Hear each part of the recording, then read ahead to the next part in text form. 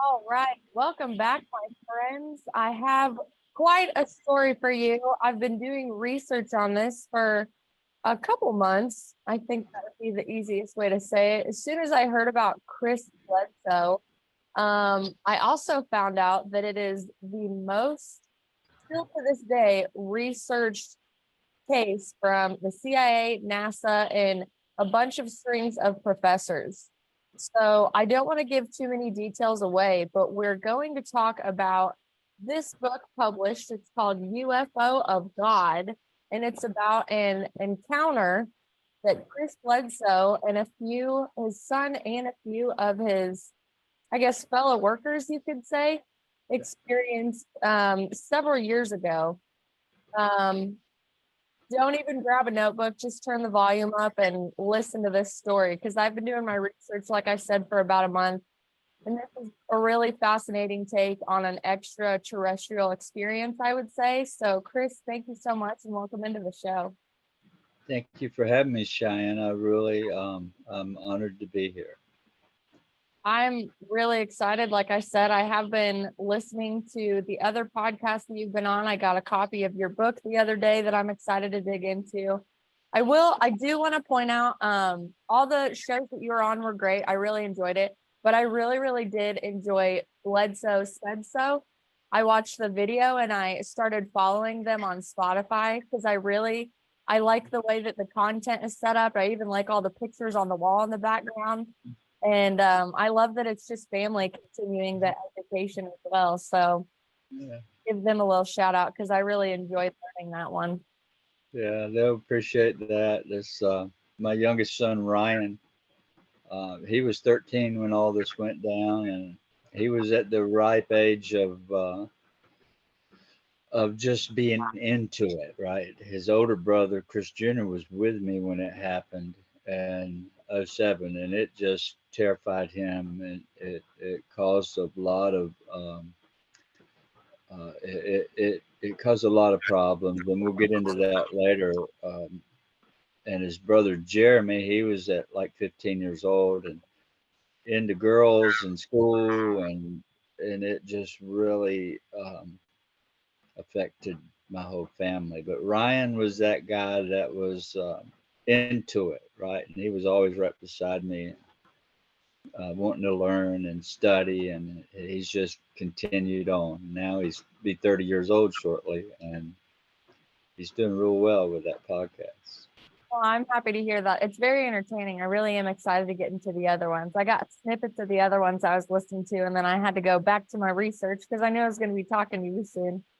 I was driving my daughter to daycare today, and I was really excited to come and talk to you. And I was thinking about how much courage it actually took to not only tell the story in the beginning, but continue to tell the story and then write a book later. Because I did see on the other interviews how it did take a toll on your family. And I mean, obviously, your mental health at the time, because your beliefs before this, like, did you believe in anything extraterrestrial of any kind? Because I know you're a No, religious no, yeah, in those days I was, well, still to this day, my family, I married a Pentecostal holiness girl, which is deeply religious, and we'll be married 40 years this year in June.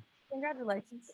Yeah, thank you. And when it all happened back then, they didn't accept it like I thought they may. You know what I mean? So it caused a tremendous stress on the family. Of course, my wife, she did the best she could be to be a mama and keep the fear and all down in our house, and kind of living in two worlds, living in the paranormal world with us. She was seeing it.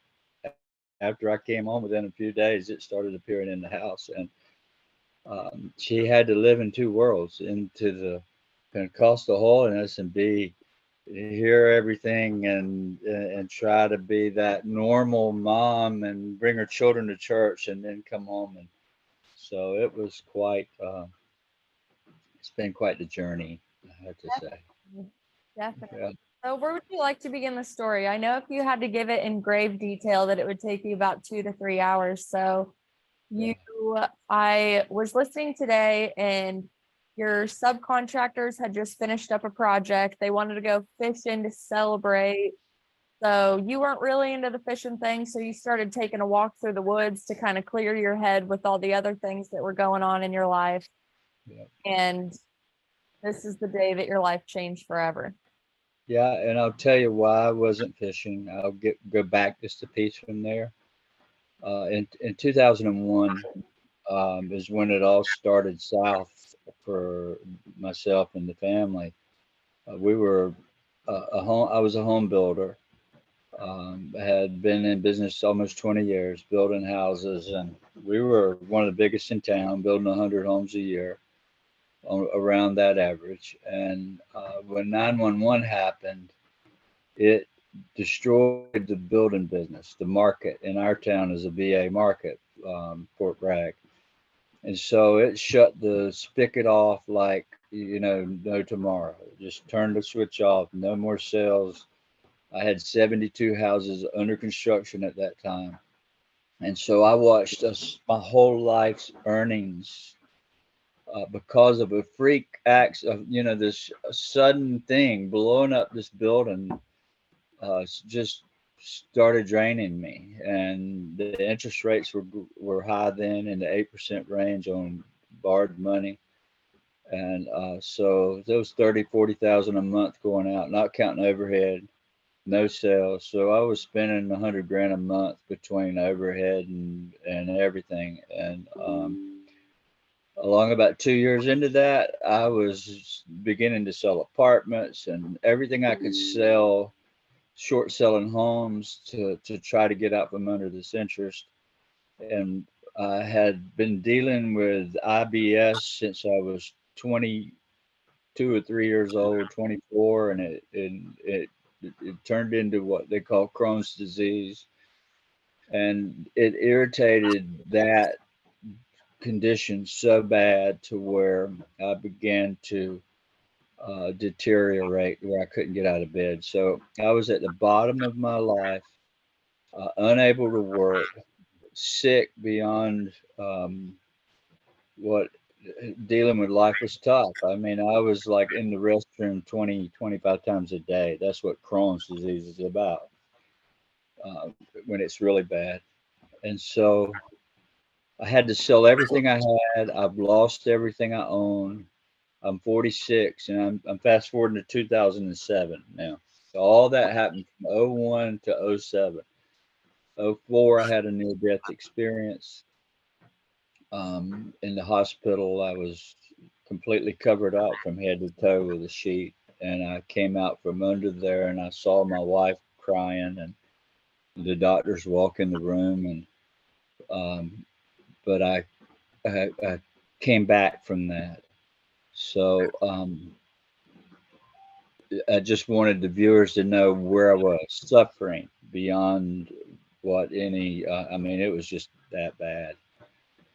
So my state of mind was depression, but I faked it. I hid it. I had to be a dad. I had to raise these four children of mine. My little girl was 9, 10 years old, and three boys, and trying to be a husband. And so we're going to start at 2007, January the 8th, which is well, ironically, Elvis Presley's birthday. I'll never forget that. Because when a lady called me and said, I saw it that night, and what you saw, it came over my daughter and I thought, first thing I thought was Elvis Presley's come home, because she reminded me it was his birthday. But so January the 8th,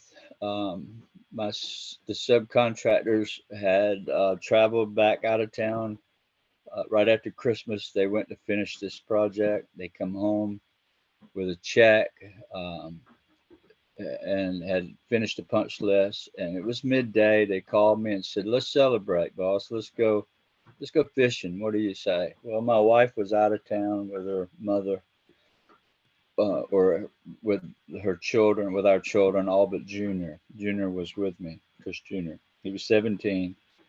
And I'm like, "Son, you want to go fishing today?" And he said, "Sure." So They came in, cashed their checks. I picked them up with my truck. It's the only four-wheel drive truck. Um, and where we had to go was across from the paved road. We had to cross a cornfield, which is about 200 yards across, to the back side. So we're driving a little farmer two-rut road through the middle of the field to the back. At the wood line, when you get to the trees at the back side, the road goes downhill, uh, due east to the river, and then turns and parallels the river. So the whole trip's about an eighth of a mile down and an eighth of a mile to a cul-de-sac.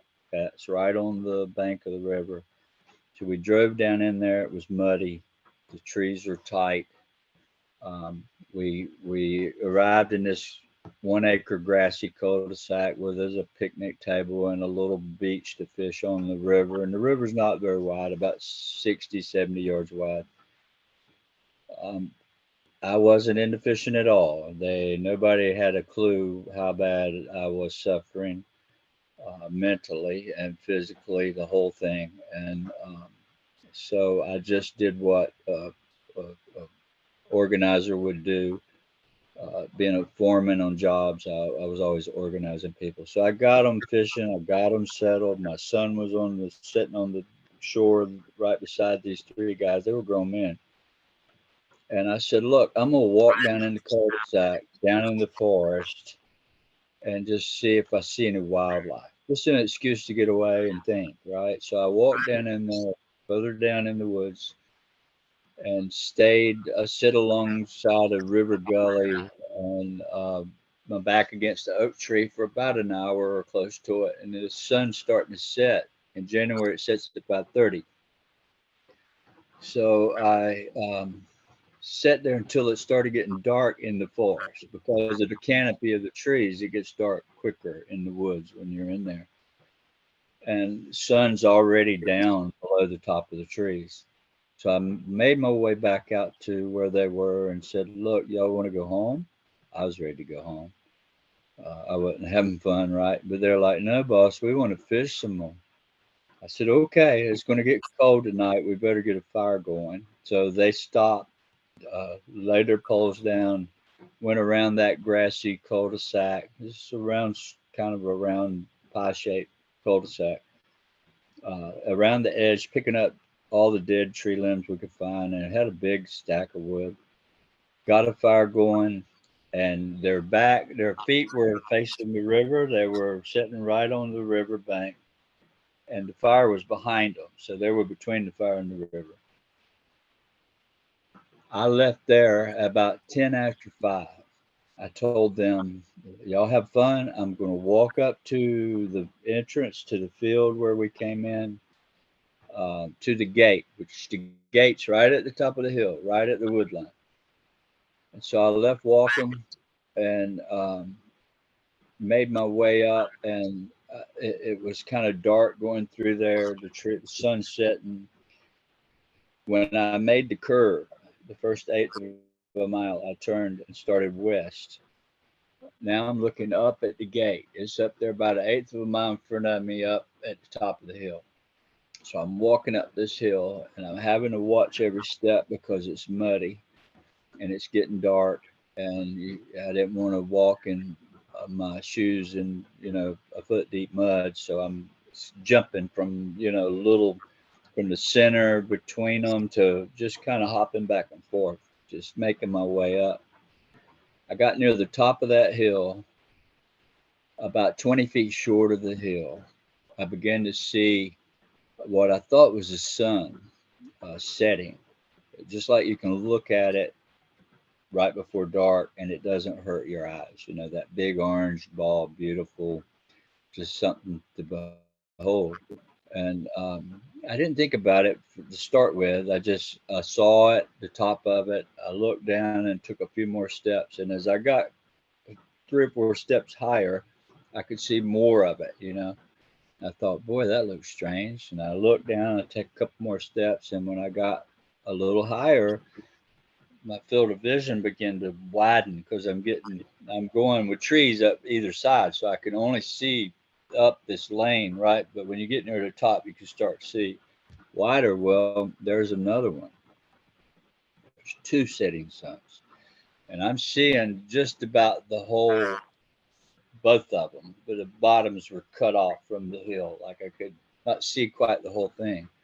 And immediately it scared me really bad. I mean, I'm a commercial rated pilot. I analyzed everything I knew in this, and from Fort Bragg, growing up around that, I knew it wasn't nothing from here. And I'd never thought about UFOs ever because I was so busy working, raising a family. I didn't get into that. I built 100 homes a year is like 7 days a week, and then running a Remax company as well. It was just full time work. So it scared me, Cheyenne, so bad that I dropped to my knees. And by doing that, the hill um, uh, hid me. I used the hill to hide me because I was seeing the tops. And I dropped down and I thought, Lord, what do I do? What in the world? I went through every thought in my mind, and curiosity struck. So I crawled, hands and knees, up a little higher to where I could raise up like so and peep over the top of that hill. And there they were. They were beautiful. They were about 40 to 50 foot across, uh, round balls of fire. And the fire was swirling around them so beautiful, and tips the flames were shooting off like little flames shooting off of them. So were you swaying in between, wow, this is really beautiful, what the hell is going on? And like, am I going crazy? Is this really in front of me? Is that an alien? Like, I had no it'd be, clue. it'd be absolute shock, right? It's not like you could remember the dialogue you were having with yourself at the time, but I'm putting myself in your shoes as you tell this story. And I'm like, I don't know what I would do if I walked up and I saw like two swirling energetic suns in front of me. Yeah, I don't believe any of this stuff. I've never encountered it before. It was never a thought of mine. And like now here it is in front of you. Like how like cognitive dissonance is probably the best word I could say for it. Cause you're like, yeah, what am I doing? What's going on? yeah. It was so. It was very frightening to see, and the reality setting in at the same time that, oh my God, we're not alone. There's something there that's very powerful. And so I was going through all that in my head, and I'm trying to hide. I'd peek up and I'd look down, and I think, and run these thoughts through my head, and I'd look up, and there they were. And so after a few minutes of going through all those emotions and thoughts, and I'd look and I'd hide and I would think, and then I made the decision, it's time to run. That's what I thought. You got to go from here. My son is down there behind me about a quarter mile, and I don't know what's about to happen. I'm going to him, and that's all I could think about. So after I made that decision to run, it wasn't until I actually made the move to run when I got the shock of my lifetime. This is when it hit me. I I raised up one last time and I turned. I'm already turning down the hill to run. I'm in the motion, right? I'm standing up. I made the plan. I'm going to run. So I'm facing uphill. I turn my body downhill and I look over my shoulder one last time when I raised up to see if they were still there. And they were. And what happened at that very second when my brain said run, a third one above me and out in front where I could see the two there, and up here a third one appeared exactly like those two, and it appeared so fast and shot down beside them other two that it was mind-boggling. With a split second, it's beside the other two, and at that very moment, I knew I was on their radar. I knew my hair standing up right now. Every time I think about that, I knew they saw me. I knew that they had something for me, and sheer terror set in. And so the next thing I remember is I'm running to down the hill. not really down the hill, the last 50 yards or so. I could see them standing, and the fire now is a little small. There's three men looking down at the fire, not saying much. And I ran up out of the dark. I was within 20 or 25 feet of them before they saw me because it's so dark down there. And I'm like, oh, you guys won't believe what I just saw. I thought 20 minutes had passed, is all. First thing I hear is, where in the world have you been? And those weren't the language they were using. It was a little more explicit, right? They're like, where have you been? I said, what do you mean? I was confused. I said, what do you mean? I was just up at the hill. I hadn't been gone 20 minutes. They said, no, you've been gone all flipping night. And that wasn't the words they used. And so I couldn't compute what they were saying. You couldn't have made me believe over 20 minutes had gone. And I noticed right away Junior wasn't there. And so within a minute or two of me arriving to where they were, and there's no more wood, the fire is down to just coal's good, and Junior's not there. I'm like, where is Chris Junior? They said, well, we took the truck, two of us, and took off looking for you about an hour after dark when you were gone. We've been looking for you. Somebody stayed at the fire, and Chris Jr. went back into the cul-de-sac in the woods where you had gone earlier that day. And I thought, oh my God, he's gotten in that forest, and it's huge. It goes for miles and miles of big river valleys. He's lost in there. That's all I could think. I panicked. So I ran to the back of the cul-de-sac, and I'm shouting for him. No, nobody answering. Finally, I'm tearing my way into the forest, and it's when you get into the woods around here, it's pretty open because the canopy from the trees shade the ground, and not a lot of weeds and stuff, although there are in places. But along the edge, it's real thick, and so I'm going through this thick first 10 foot of stuff and calling for him. And he finally, I hear him, and he comes up from under that stuff. What had happened was, um, and when he comes up, he's crying. He's like, "Daddy, where have you been?" I'm like, "What do you mean, where have I been?" He said, "You've been gone all night. I've been looking for you, and these creatures, they had me paralyzed. I couldn't move." And I'm thinking, "Oh my God, what is he talking about?" I said, "Well, I've only been gone 20 minutes." He said, "No, Daddy, you've been gone all night." And so I actually took him by the arm, and we walked back to the fire. But what he described was the road parallel in the river was an eighth of a mile long, and he was at the back of the cul-de-sac, so he could see the I would say it was probably 60 yards of cul-de-sac plus an eighth of a mile of road. He could see all the way down to the curve. And two red orbs crossed the path way down there while he was back there calling for me. And he saw him go across the road. And he ran back to the fire to tell him, I just saw two balls of light. And they're like, don't be messing with us, Junior. They were telling him that. And they didn't listen to him real well. So he goes back to where he was, still looking for Dad. And he's looking down that cul-de-sac. They came back out of the riverside and come out on the road. And now they're coming to him. They're floating down the road that whole over an eighth of a mile towards him. And so the fire was between him and them on the bank on the right, but he just didn't want to go towards them because they were coming at him. He didn't want to, he just hid. He started hiding. He squatted down, and they got closer and closer and closer. And by the time they got within 20 feet of him or less, he had backed himself and was laying flat on the ground and backed himself under that thick shrubbery around the edge of that cul-de-sac. They saw him. They knew he was there the whole time. One of them was always looking at him. He couldn't yell. He couldn't scream. He couldn't move. He felt paralyzed.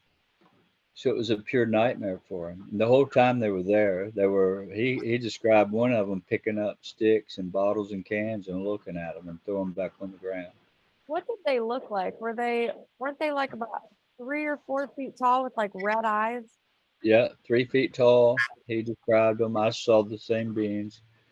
Uh, they were about 3 feet tall. They were glowing, um, and they could adjust their brightness just like a dimmer on a ceiling fan. You can turn the light or a light, so they would look almost translucent when they're close to you. And when they opened their eyes, you could see these bright red eyes glowing. And from a distance, the eyes look like an orb. They're so close, it's just like a ball of light, right? And so, um, the, it, it, when I got him back to the fire, he is he's all he wants to do is go home. I want to go home, Daddy. I want to go home. I don't want to stay here no more. I want to go home. And I'm these three men are standing there, and they're taking all this in. One of them had seen the red orb, a glimpse of it crossing back out of the river bottom up onto the dirt road. And it spooked them bad. It spooked everybody because here I've been gone nearly 4 hours.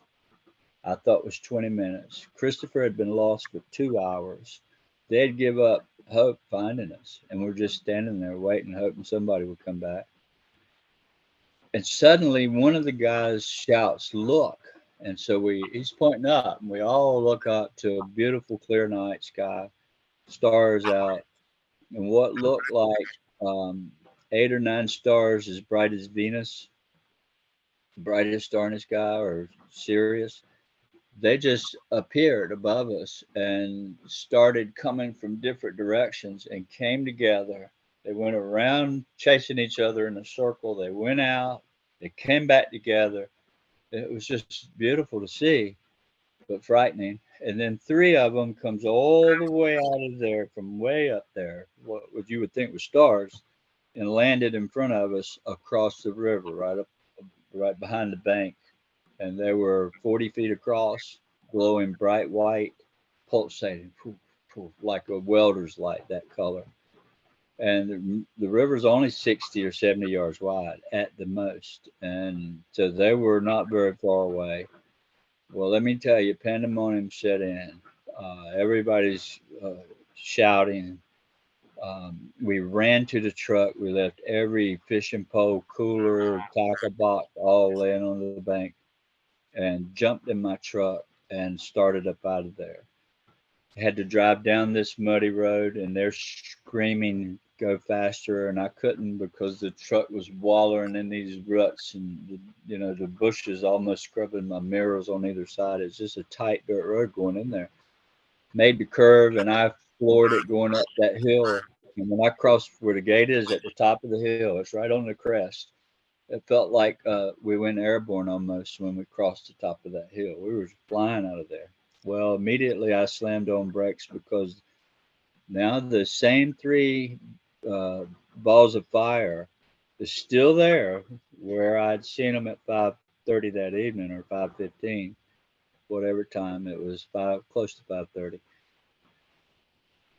The two setting suns that were there, the first two I saw, they were still in the same exact spot, still looking the same. But the third one that appeared and shot down, that's the one that took me. That's the one that I knew saw me. They all did. But it's now in the road in front of us, in the field. It's white now, glowing bright white, and the light swirling around it, and these look like fingers or blades or spikes of light just going around this thing in the weirdest way. And it's about 45 foot long. And that's the way I described it when I reported it. And it's now looking like a sort of like a football, or maybe if you took that round ball, and when it got near the ground, it kind of squished out.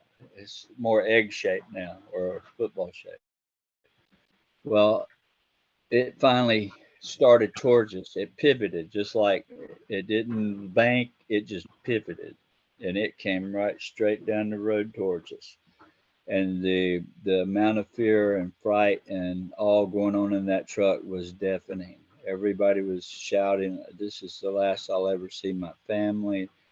We thought that we were being invaded totally from aliens from another world, because we had three on the ground behind us. We got three in front of us, and there were more flying about in the sky. There were 8 or 9 up there, and they're just everywhere. We see them in the sky while we're seeing them on the ground.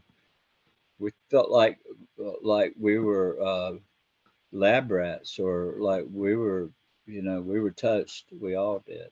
I wasn't afraid at that point. I just have to say, I was still, I don't know what they did to me, but they took my fear away. I was just afraid for my son and them. I was more mesmerized by what I was seeing at that We're point. kind of like observing it from like an out of body perspective almost. Yeah, that's a good way to say it. Yeah.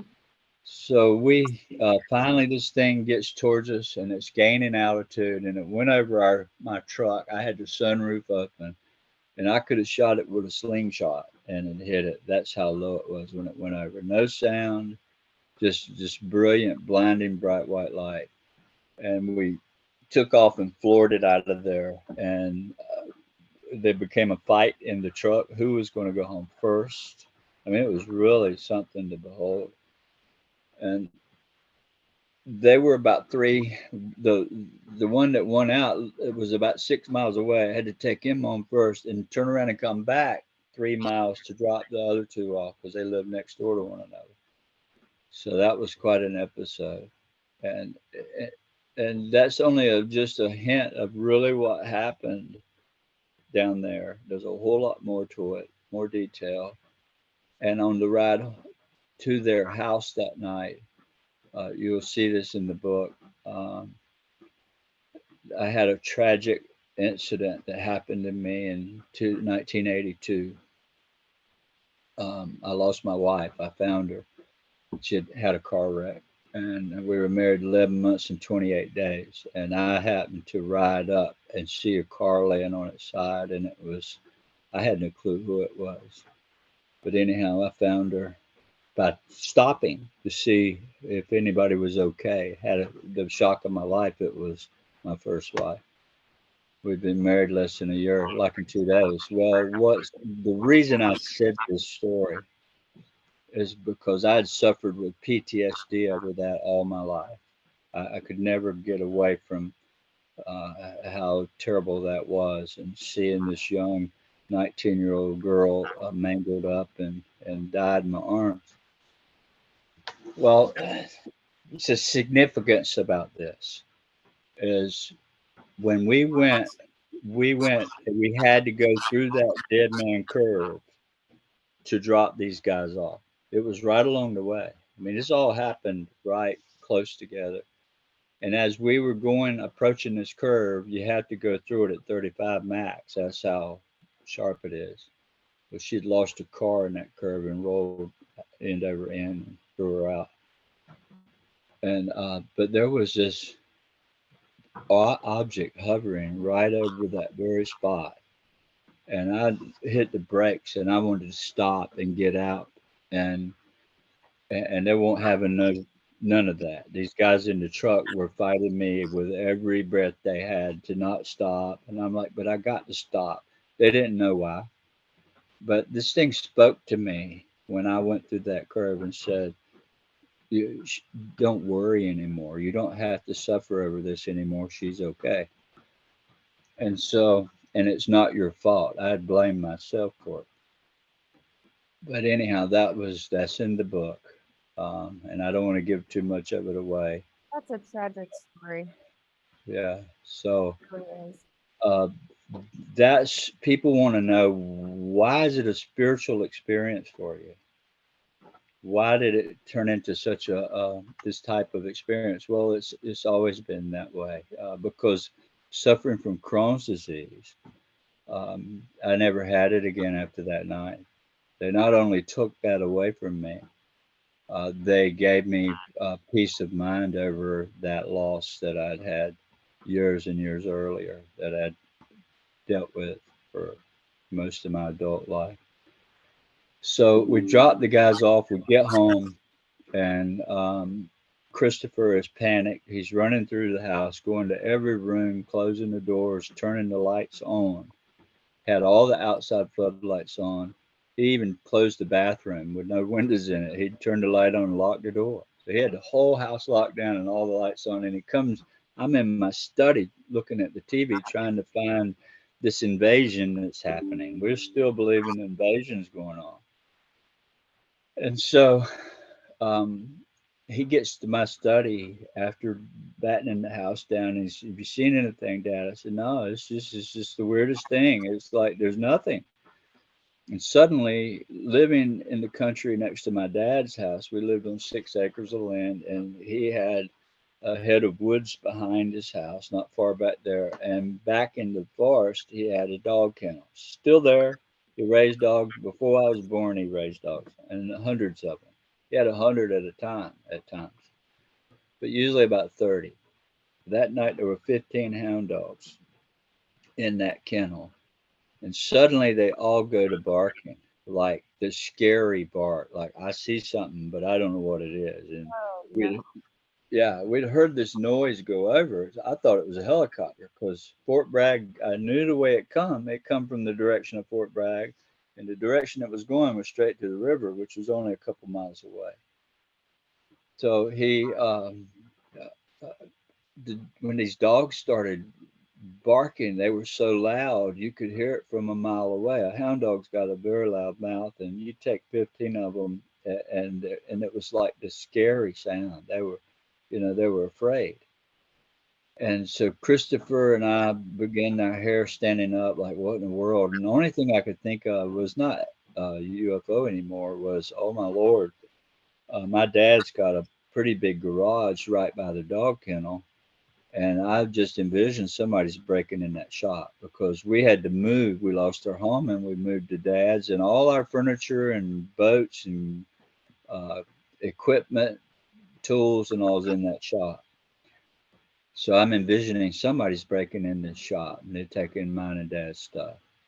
So I said, Junior, we got to go see somebody's got to be breaking in the shop. And he said, no, Daddy, don't go out there. Please don't open that door. And so I I talked him into go in with me. I said, look, you can stay here. You're not leaving me, he said. I said, well, I'm going to see who's getting in this shop. The dog, we got a 110-pound Chesapeake Bay Retriever, and she's standing on the back steps, the back door, and she's barking every breath. We were looking out the window at her, and her hair is bristled all up. All this loud noise. It was just, it elevated our everything. So finally, I opened the door. Christopher had me by the back of the shirt. And the minute I opened that door, Rosie looked up at us and took off toward the dog kennel. She went out there about 40 feet and stopped and looked back to see if we were coming. I said, Christopher, we don't need a flashlight. We know where we're going. We'll sneak down that road using the dark to hide us and just see who's might be in that shop. And I'll put Rosie on them. She would attack if I told her to because I've trained dogs all my life. And so he had me by the shirt and we went off behind Rosie. And we had to go down through our backyard and go through a path through the woods to the kennel. Well, by the time we got to the kennel, there she is with these other 15 hounds. And instead of looking at the shop, which was curious to me, they were looking behind the kennel into the forest. And I thought, this is weird. It can't be a person. Maybe it's a bear. Because we have bear around, right? I used to be a big bear hunter. I'm in the Boone and Crockett record book for that. Shooting one of the largest black bear in North Carolina. And to this day, I don't hunt anymore, by the way. I don't want people to think I was transformed by this whole thing. I don't even hurt a bug anymore. I pick them up and stick them outside instead of squishing them. If it runs from me, I don't want to hurt it. I don't want to die. And that's not my right to hurt it. So I didn't used to think that way, right? So we're standing there next to Rosie. She is pointing dead in that forest. She's not looking at me. Her hair is standing up. All these hounds are 5 to 10 foot from us. They're barking every breath. So I said, Christopher, I'm going to send her in the woods on whatever's in there. And we're going to run back the way we came down this path to the grass, the backyard. And we're going to go back to the back of the property. And that's to where it's going to go out. It ain't coming our way. She's going to push it out that direction. So we made a plan, and I took off running hard as I could run. After I sent her in, I bumped her on the rear with my foot and said, "Get 'em, girl." And she took off, jumped right in the thick bushes and barking every breath. Junior and I'm running hard as we can. We get to the grass, and it's now frost on the ground. So I slipped as I'm almost fell. I had to make a left turn to go back to the back. We had a plan to run up to this big oak tree and hide behind it and just watch whatever comes out across our property. But Christopher turned loose at me when I made that left. And because I slipped on the frost, I thought it was because he just pulled a loose from me. Didn't know it, but he had all he could stand. He didn't want no more of that. And he ran back to the house and went inside and was looking out the back door. I didn't know that, though. I ran all the way to the back, about 100 yards back there to the tree, this big oak tree, and ran up against it and stopped myself against that tree in a full run. I was just trying to be, I'm panting. So I'm trying to hide my breath, right? I'm trying to keep quiet, and it's hard to breathe so heavy and not make a noise because I'm hearing the dogs coming. I'm in front of this dog. I cut her off, and it's coming toward me, barking every breath, not counting the 15 hounds barking. So it was exciting. I just have to tell you. Madness, especially Yeah, horror movie scene when you're trying to hold your breath because yeah, something's coming for you. yeah, yeah. It was like that, Uh, and so I stopped myself against this tree, and I turned and looked back to see if Christopher was coming. I just knew he was behind me. Well, when I did that, I had the shock of my life. There behind me, undoubtedly, this thing chased me back there, and I didn't know it. Um, was standing within 4 feet. I could have leaned forward and touched it. And there was this 3 foot tall, same entity Junior talked about, 3.5 feet maybe. It looked like it had a glass outer covering. It was so shiny. It was brilliant and gleaming. And it was glowing the color of the moon, that soft glow, white, but it was shiny. The outer appearance was like gleaming, almost like gold or some polished stone would have gleamed. And underneath that glow, it was so bright, I could see what looked like a triangle on its chest right there. And that was very important piece of information when I reported that. That, along with some other details, is what got the U.S. government involved and the Vatican and everybody else that has come here. So I didn't want to get closer to it. I got my hands on the tree and I dropped one to look back, right? And I'm like, oh my God, I'm dead. That's what I said. So I kind of eased closer to the tree and turned and had my back against the tree, trying not to get close to it. And I said, I surrender. I just told it that. I said, I'm sorry. I mean you no harm. And I heard this voice. It was like thunder almost, this ring in my head. And it said, you don't understand. We're not here to hurt you. We're here to help you. And about that time when it said that, this dog comes through. It's coming. I'm still hearing Rosie coming. All this happened very quick. And as soon as she broke out of the bushes, this being just completely vanished in front of me. And so I ran or trotted. I didn't really run. I'm trying to get my energy back because it all left me, everything. I was almost shocked myself. And I made it back to the house. And I didn't want to tell Chris Jr. what I had just seen because he had had enough of that night. And but I will say when MUFON came and they did their investigation, that tree had started dying, limbs falling off of it, and they detected this they had evidence that they found and sent it off, and it came back a very unusual evidence, and so that was never presented. A friend of mine named Norm Gagnon, he was a STAR team investigator. He had the information, but they wouldn't let him use it. That was his job. So that was basically. There's a lot more.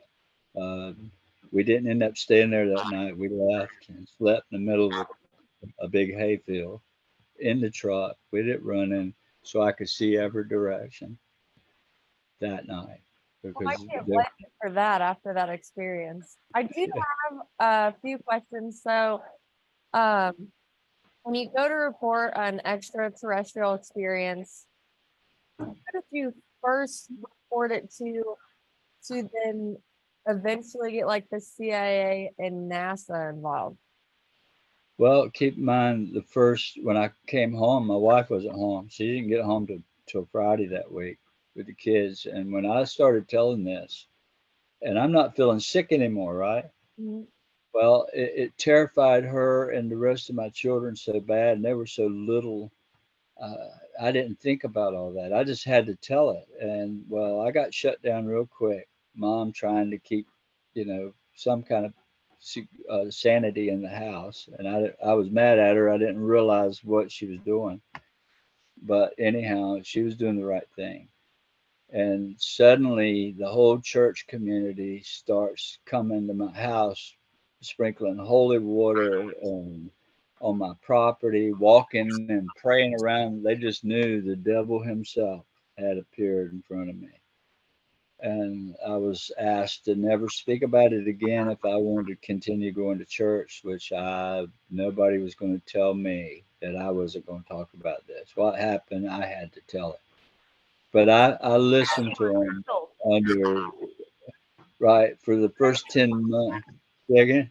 I said, especially since you were like your Crohn's disease was healed from this experience, and they're like, no, don't talk about it. Right. Yeah. They didn't understand. And to this day, a lot of the churches don't get it. They've been told it's demonic and they have no clue. They just hear some guy hand it down. I mean, it's not in the Bible. They just been told by this one and that one for 2,000 years, and it's, oh, you can't go there, you can't touch it, it's demonic. Well, I tell you, I don't believe that. Not for 16 years I've been involved in this and studied more than anybody in the world. That's not by me, that's by government officials. But to get back to what you asked there, I didn't talk about it. I actually went in depression. I felt like I was being stifled and not allowed to speak about it again because the church put pressure on me. My wife did to keep the kids sane, right? But yet I was still, the phenomena started appearing in the house. It right away. It came into our house. The old would appear in the house and flash, and these shadowy beings would come out of them and walk through walls and stuff. My wife was seeing it. The kids were seeing it. And finally, October of that year, 10 months later, um, I had applied and got internet. 'Cause I didn't have any money, right? I couldn't even feed my kids. I had to apply for free lunches at school. That's how bad it had gotten.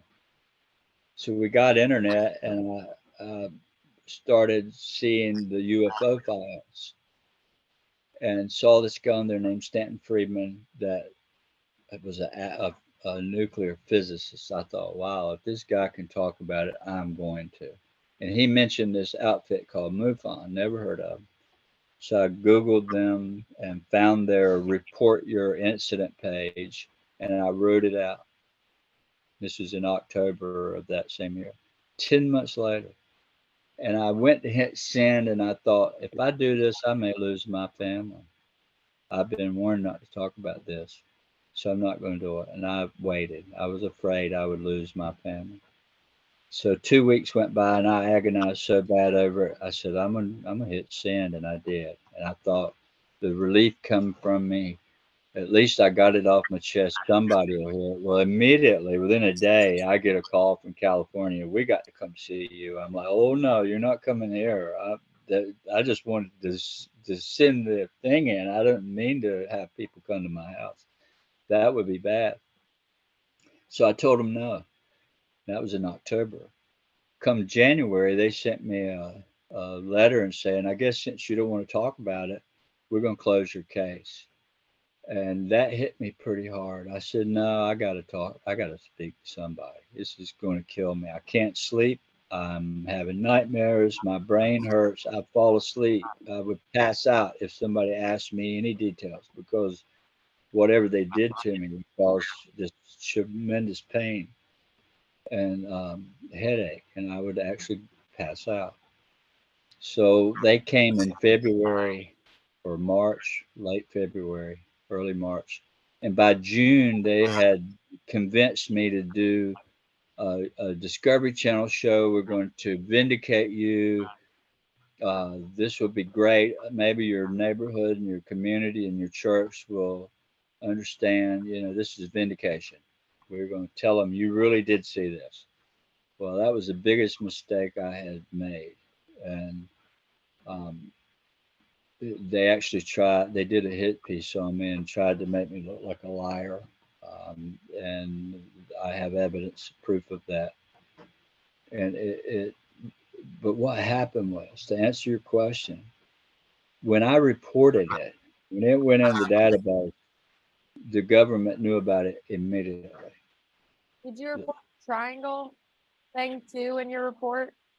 Only on the chest of the being, Yeah. right? I included that. Okay. I drew it. Chris Jr. drew it too. And so when I reported it, it got the attention of CIA and NASA and everyone. So by June or July that year of 2008, Ryan from Bledsoe Said So calls me. He's at home. He's just 14 years old. Dad, there's this giant of a man here from NASA. He wants to meet you. And we were definitely afraid of government at that time because the MUFON gang came in and warned us the men in black will kill you. They'll get you. You stay away from government. They're dangerous. We were programmed with all that stuff from this UFO crowd right away. And so my family was afraid. NASA's coming. Oh my God, the men in black's coming. It was on the television back then. That was when the movies come out. So I didn't want to talk to the guy, but I said, Ryan, tell him I'll be home in an hour. Stick around. And he did. And he's like, we want to talk about that little being with the triangle on his chest. Tell us more about that. And that turned into a 11-year friendship with one of the oldest ranking guys at NASA. He was there in 1956 before it was NASA. And he ended up, my children loved him. For the first couple of years, we were afraid of him until we started having more government folks coming. And we finally realized, Cheyenne, that it was the people, it was the UFO world, it was the community, it was the churches, it was everybody that was giving us a problem. But it was not the government people that was giving us the problem. They were the ones trying to help the family understand what happened. It was that guy from NASA that went to my dad's house next door, knocked on his door without me knowing, and flipped his badges out and said, Lord, you got to believe your son. So, It's like contradictory of a lot of the stories that you will hear, because I have heard the horror stories of the intimidation of, like sign this NDA, don't talk about it. If you do talk about it, we're not really sure what's going to happen to you or your family. So the fact that you do have a positive story about the government coming in and being like, we want to help you understand this. yeah. Also makes me super curious of the information that they actually have on the being with the triangle on its chest. Yeah. It's like in anything in energy, they say, like, if you want to, picture the protection around you, a lot of people picture a glowing orb, but the best conduit of energy is a triangle, because you're going to have that base, and then shooting it up, right. to get on the Great Pyramids, right? Like understanding energy. But as soon as you said triangle, I was like, I mean, they are 10 times more advanced than us. That's probably why they keep us out, and can come down to the density that we are on Earth. But I'm always so curious, like, were they able to divulge any further information to you of, like, oh yes, we have reports of crafts that look like this or beings that look like this? Like, were they able to do that, or were they just trying to kind of help you get your mind back at the time because your frame of reference had kind of been broken from your experiences? But it was all, yeah, my whole world was turned upside down. All this is new, right? And I ended up, if you read the book, this is just touching the tip of what happened and where it has gone in 16 years. Um, yes, to answer your question, yeah, I learned a lot. I've been in mission control. I met the general that ran NASA when I was there. It was a lady. I sat in John Glenn's chair in the astronaut crew quarters, and there has never been but 300 people in the history of that facility ever been in that building. Only one U.S. president, no congressman, not allowed, but yet they opened the facility for me. And it's in the book why they did that. Um, Nice cliff. not, say again. I said nice cliffhangers. Yeah, All yeah, right, got a book. Good to know. I'll get my answer when I get to that page. yeah, it's really incredible why, and you'll learn a whole lot.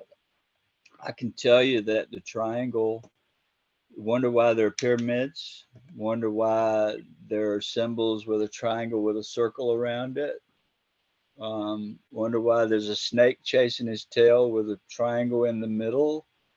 Um, Wait a minute. They had the snake eating its tail. What is that called? well, I'm just saying, wonder why you see these symbols that people wear on their Oh, lapel of a I thought you snake were, like with his an tail. actual being. I'm like, holy crap, that is a very ancient symbol. Well, all that coincides with this being and this triangle on his chest because he told me. I asked the beings never quit coming. Last night I took 34 videos, 34. The night before 39. The night before over 40.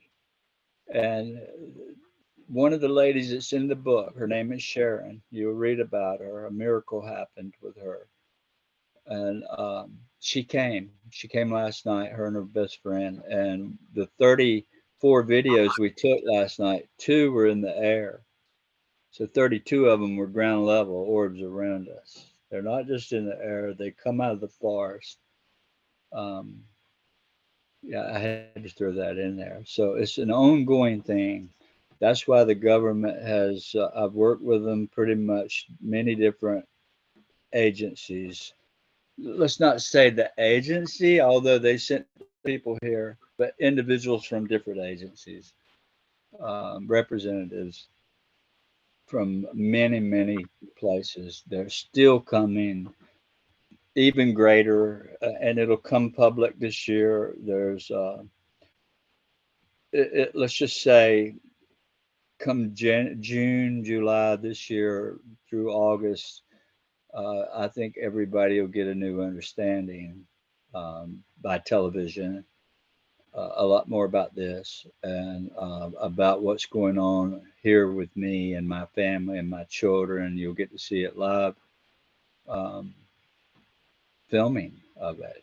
I can't say anymore, but disclosure is fastly approaching. There's no going back, and it's just the beginning of what's taking place as far as studying this phenomena. It's just going to get better, and it's exciting. I don't claim to know the answers at all, although it's always been a spiritual thing, even though it scared the daylight out of me.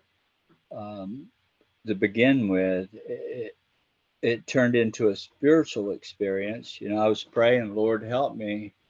And that's where I was when I was on the river. I'm crying out to God, help me. I can't feed my children. I can't work. I'm sick.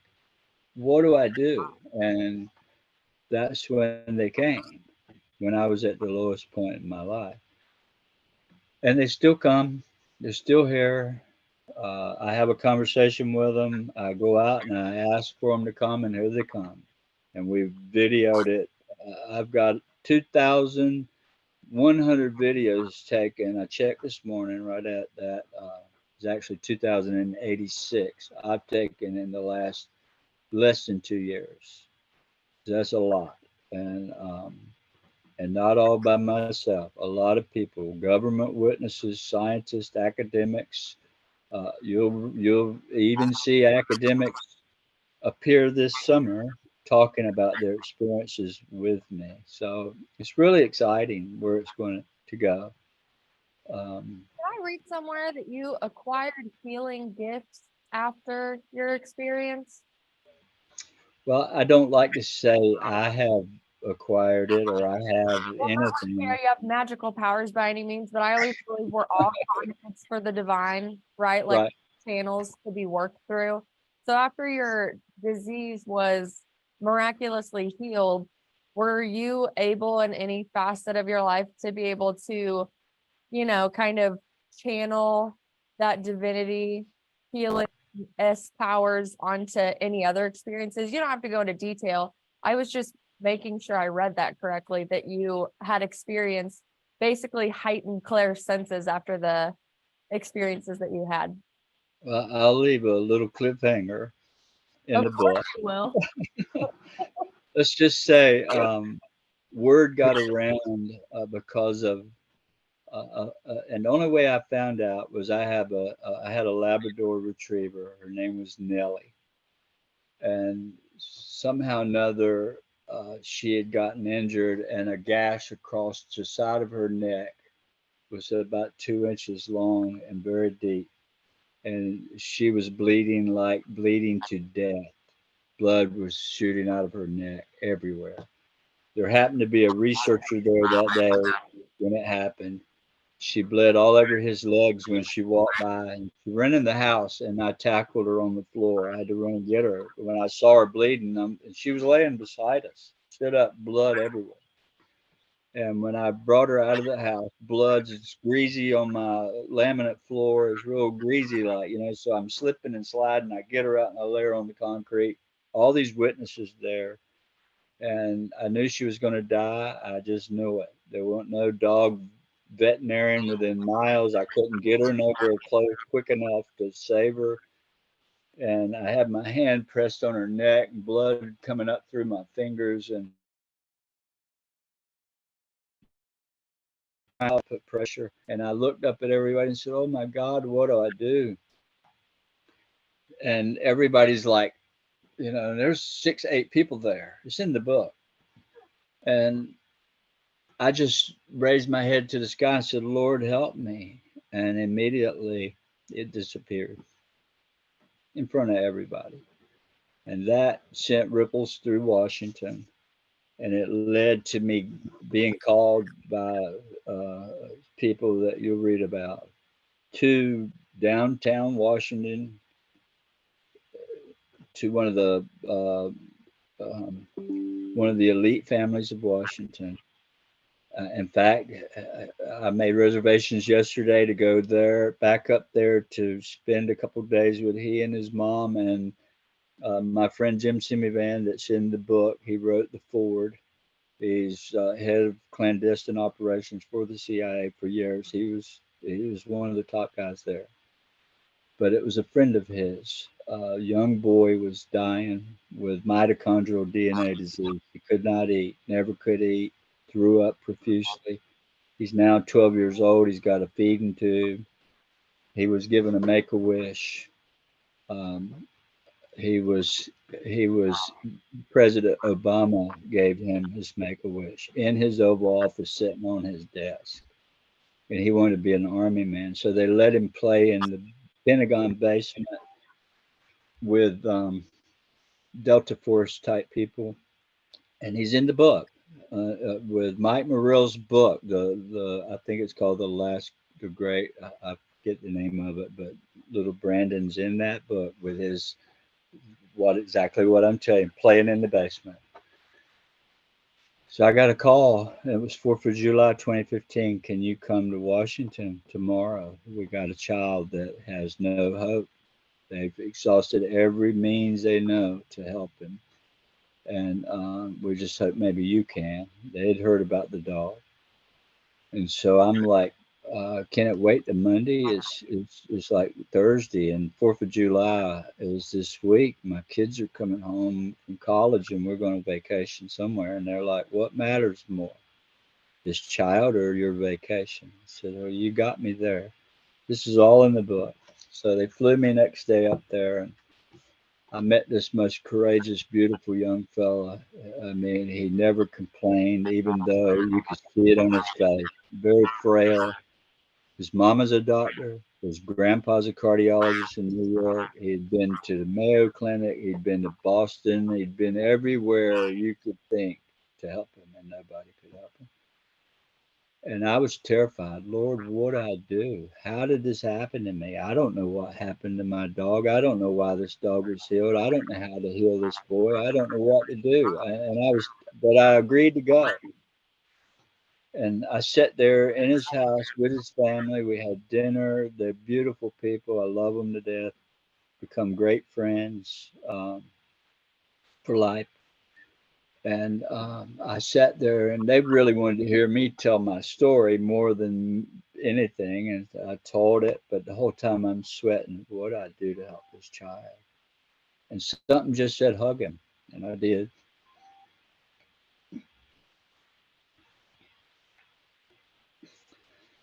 And he's a junior in college now, starting.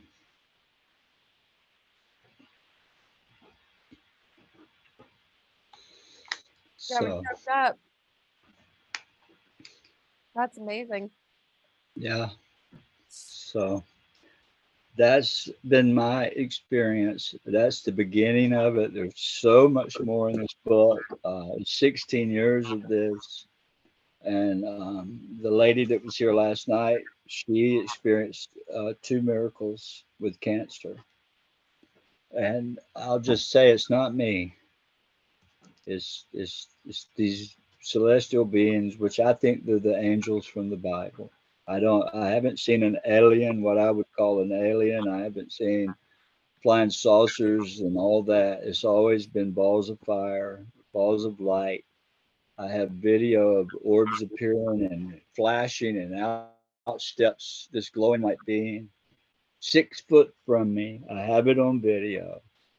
And the lady that it appeared beside me with was had cancer, and she's cancer free today.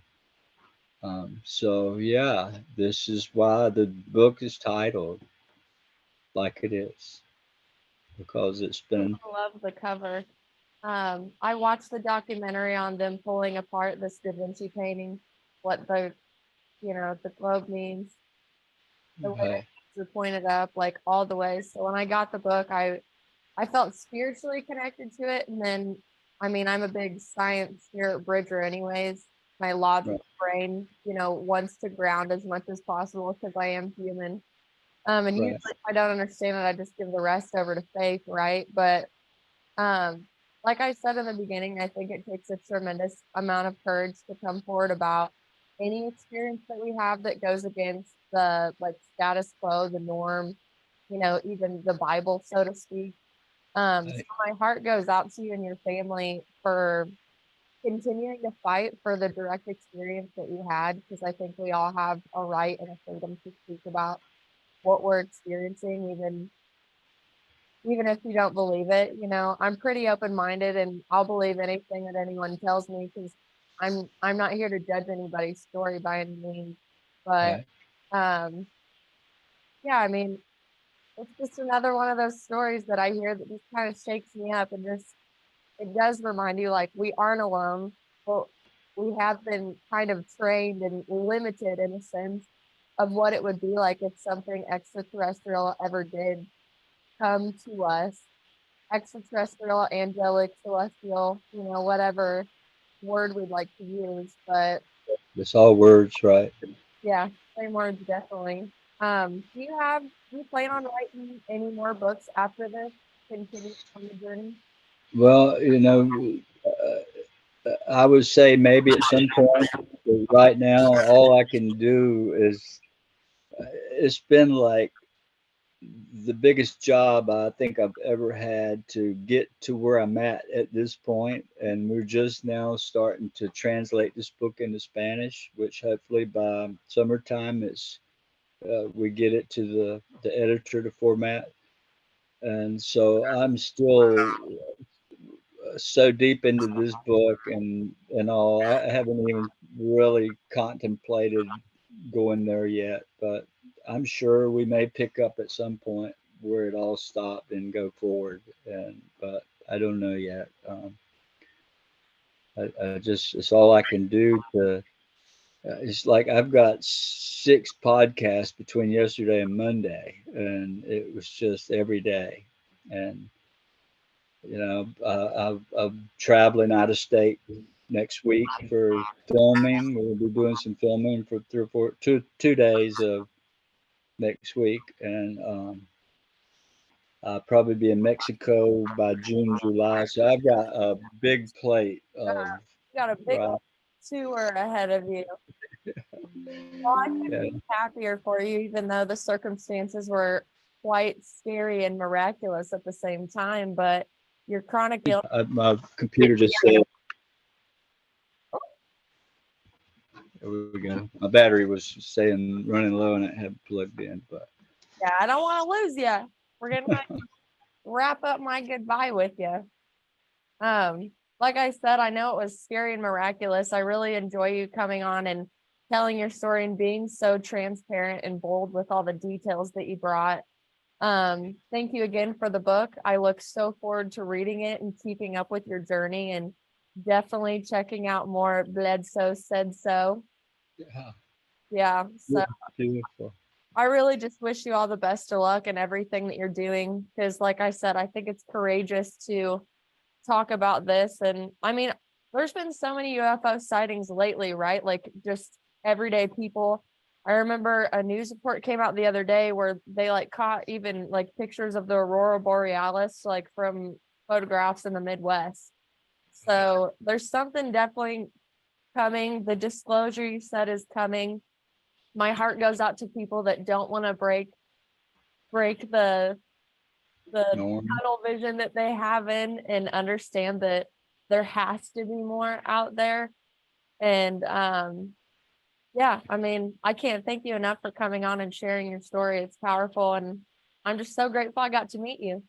Yeah, same here. And look, I'd be glad to come back on your show. You want to have me on? You know how to catch me.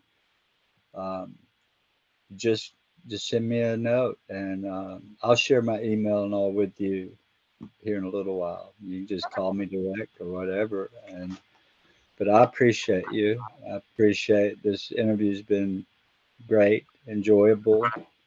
Not all have been right because sometimes I'm left trying to talk with no direction, but it's not been that case here. And so, I'm happy to hear that. I want it to feel just like a conversation amongst friends. Like I'm learning from you, and if you pick something up from me, that's super cool too. yeah, yeah, absolutely. But So before we get off here, I do like to end my episodes with music. So I have about a 20-second clip from a Goose concert I did back in November. I don't know if you're gonna hear it on your side. So if you just give me a minute to play this sweet little clip of one of my favorite bands for the audience, and then I'll grab that email when we're off the record. So now all of Spotify and YouTube has your contact information. also, let me say this: if you interested in the book, you can you can get it 2 ways. You can get it off of Amazon, or you can go to my website. My website is UFOofGod.com. Uh, I got lucky and got the same .com as my book title. Very nice. Yeah, but on there you will see we're building this website. It has a link to Amazon there, but it also has testimonies from government witnesses and friends and academics and uh, a lot of other. interactive stuff we're going to put on there before we're just slowly building it. But it's a great, you can find my social media, Facebook, Instagram. On Instagram, I post videos. Um, like I say, I have thousands, but I put about 50 on there, just different ones for people to see. And we're going to be releasing more on there as time comes. I'm glad So, to keep up with you. I'll be adding you to all of my stuff. And my listeners know if you go to the description box on YouTube, Spotify, Apple, Google, wherever you're listening to us, all you got to do is hit the description. You'll have Chris's story. You will have links to all of his social media that he just recommended, his website to see the testimonials, and definitely the Amazon link to buy your copy of UFO of God. So yeah. thanks again. And yes, you are more than welcome to come back on my show anytime. I'll be happy to reach out and check on you. And then when you want to come back on, tell me about all your trips and all your adventures. I love follow-up stories and just continuing to learn and hear about everybody's journeys. Beautiful. I appreciate you, Cheyenne. I appreciate you too. And to all my friends out there still listening to us, Vitality Exposed is going to bring us Goose. It's a little clip of Undecided, about 20 seconds. I didn't get a lot because I had to turn the volume down and scream my head off to this. So here's a little bit of guitar for y'all. We'll see you on the next episode.